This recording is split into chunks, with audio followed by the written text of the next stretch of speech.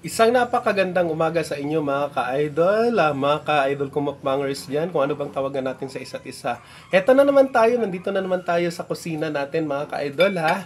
Here we go! Ayan, naganda tayo ng mga ricados natin mga ka-idol sa pagluluto natin mga ka-idol. Mayroon tayo ditong bawang, alright? Imikos-mekos lang natin ito mga ka-idol. Ayan. Ganun lang paggayat mga ka-idol para mabilis tayo. Alright? Kasi ang gagawin natin ngayon mga ka-idol, yung bunga po ng saging ay gagawin nating bola-bola. Ayan.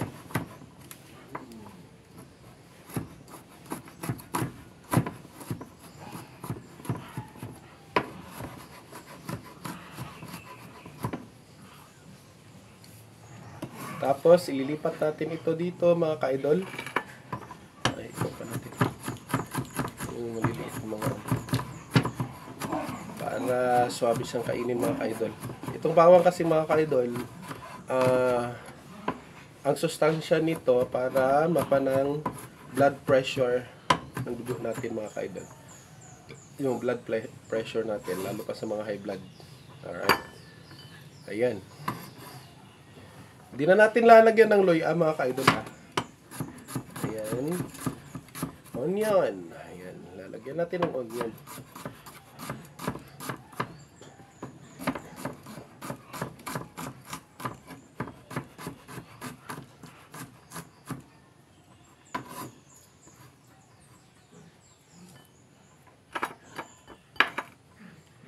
At syempre naman mga ka-idol, ito. Alright. Ayan.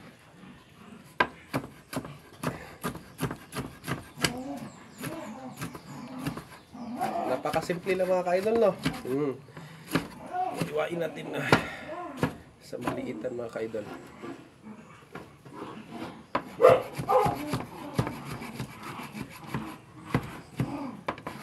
Importante na malinis yung mga kamay natin mga ka-idol. Okay? Yun lang po ang step natin sa pagkuha ng bola-bola sa saging. Alright? Yung bunga ng saging ay yung puso. Yan. So, place natin dito. Place natin yan. Ayan na siya ba? Ayan. Dadagdagan pa natin yan mga ka-idol. Alright, para marami siya. Masarap.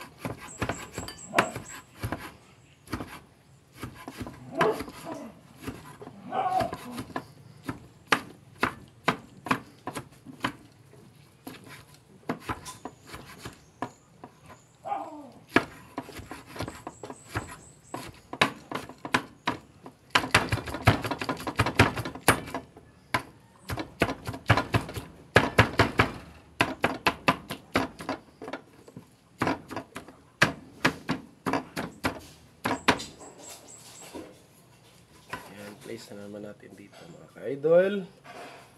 Ayan, dami na no. So masarap ito para sa mga kids mga ka-idol.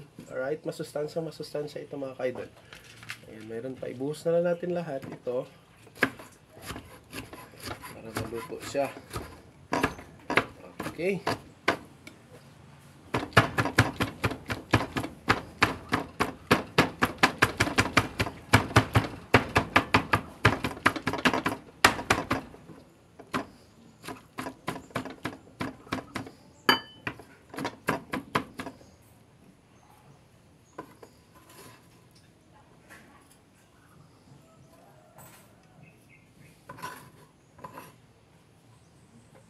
Ayan.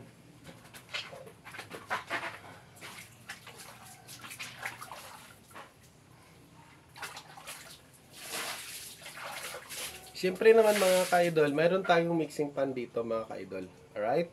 So, importante na malinis talaga yung kamay natin mga ka-idol ha. Okay? Ayan. Lalagay natin dito. So, imikos-mikos lang natin yan mga ka-idol. Tapos ito, yan dyan sa tabi. Alright? Tapos syempre naman may egg tayo. Okay? So, unahin natin gawing mga ka-idol itong egg. Ayan. Boost lang natin yan. Sali mo ng white egg. Excel yan mga ka-idol. Ayan. Tapos, i-mix muna natin itong crispy fry. Ubus natin yung lahat dyan.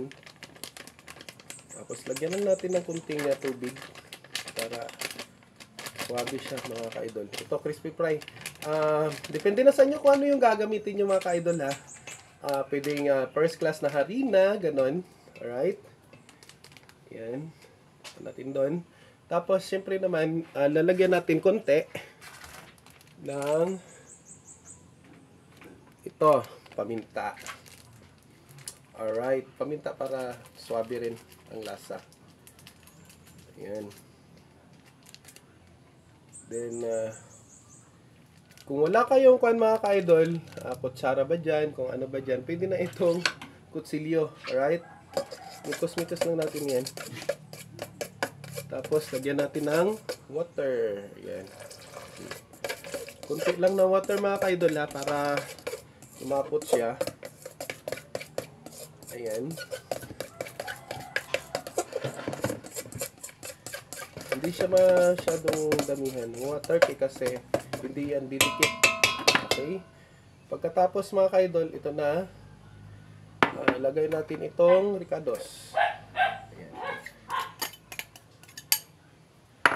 Para mag-mix lang siya mga ka-idol. Ayan. Mix lang natin siya. Tapos, ito na. Sunod. Ayan. Pwede nang kamayin mga ka-idol. Alright, kamayin natin.